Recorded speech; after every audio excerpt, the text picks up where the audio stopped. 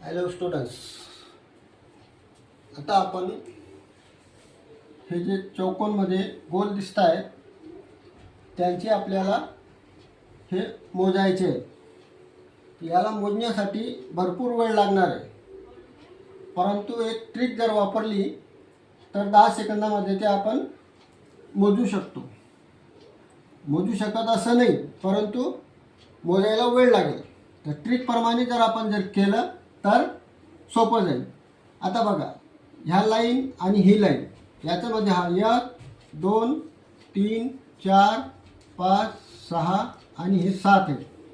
आणि ह्या उभ्या लाईनमध्ये 1 2 3 4 5 6 7 आहे. म्हणजे असे पण 7 आहे आणि असे पण 7 आहे. जर यांचा गुणाकार केला 7 गुणिले 7 साती साती 49 झाले मोजणं.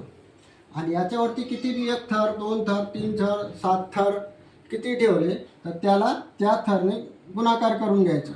समजा याला 49 याच्यावरती 5 थर ठेवलेले आहे, तर याला 5ने जर गुणून घेतले, याला 5ने जर गुणून घेतले 9 5 45 4 5 24 आणि 4 24, तर असे 5 थर ठेवले तर 245 होते.